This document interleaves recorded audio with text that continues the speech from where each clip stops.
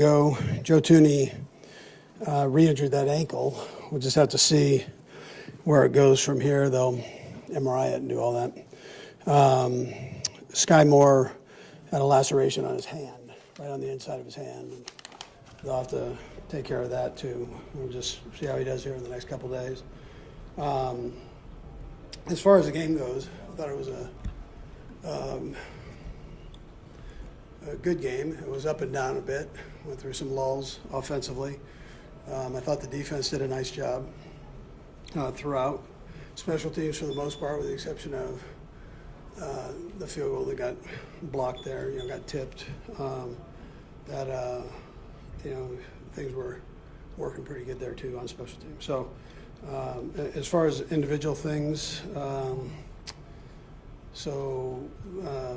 offense ended up giving up the 14 points with the turnovers as far as the block punt return or the fumble punt return and then the pick, but then came back and made some decent plays there to score. It seemed like we were moving up and down the field, and then something would happen there for a bit, but ended up 4 for 5 in the red zone. Defensively, Snead's play was a big play for us. I think he was completely exhausted after that, but he did a nice job there. I thought our defensive line was relentless. They got themselves around Russell. Russell's still a good football player, and I know things haven't gone quite the way he wanted them to, but he can still play, and they're working through all of that. I thought Pat, he ended up 28 for 41, still over 100 passer rating and 322 yards. So, there's some plays that he definitely liked to have back, but that's how picky we are, right? You start nitpicking these things, and as he does. So, but that's the way, that's what great players do. McKinnon, again, continues to play well. So I just thought overall, I like the team win. We have stuff that we need to work on. I'm not oblivious to when you bring in a new coach, the energy of the team that you're going to play against.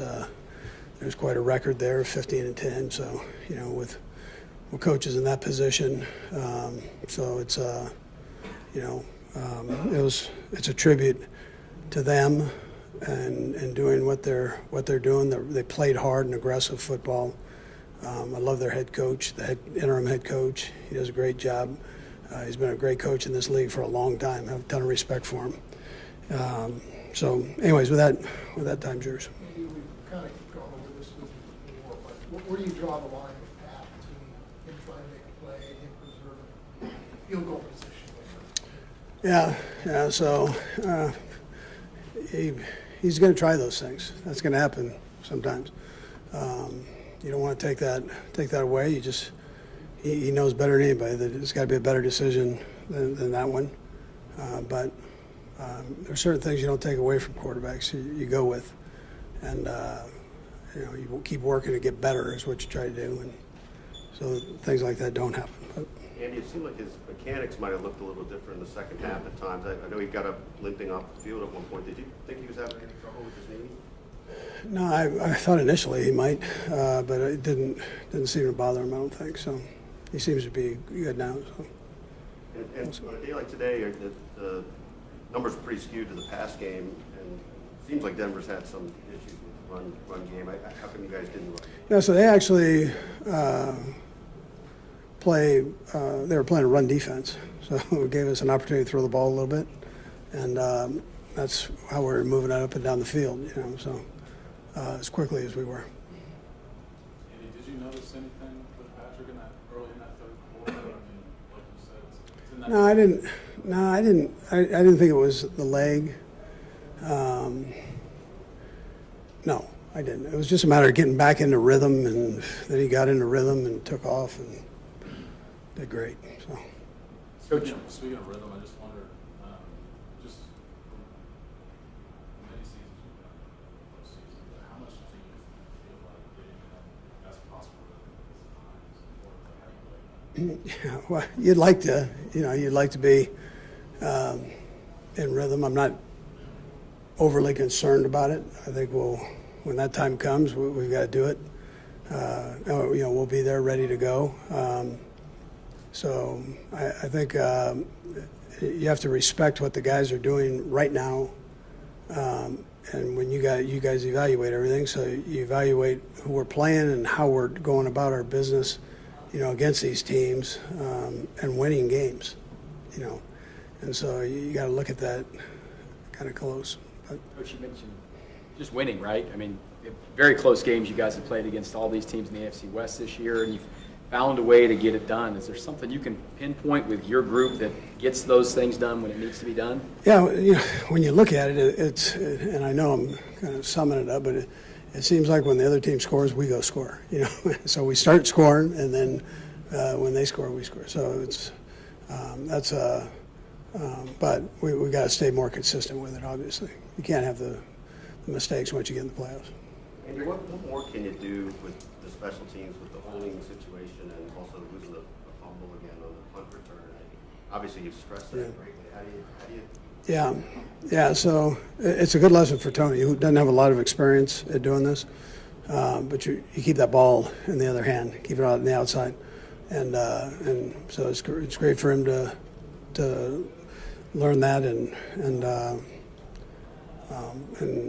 listen, we're blessed to have him. He came right back and made a huge play for us, and he's a good football player. So we'll get all that worked out. But he just needs time, experience doing it. And on the hold.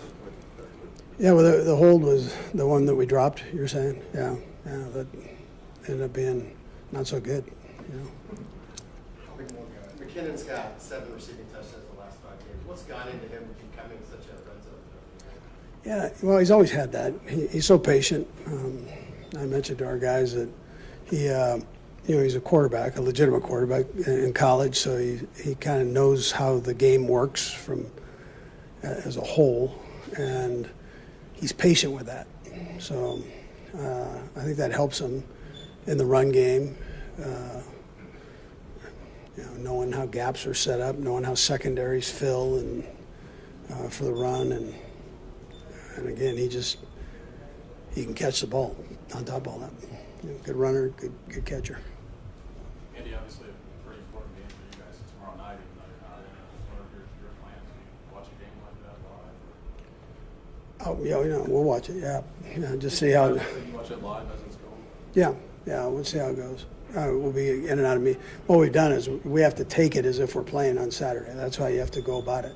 So our coaches have been working today and yesterday, this morning and yesterday, finishing up the run game and some of the pass game stuff. And so we'll get tomorrow to add a little bit to it, and then we're right into it. So we're treating it like, which is the only way you can do it. If they sprout a Saturday on us, we got to be ready to roll. All right. Thank you. Okay. Yep. Yeah, I'll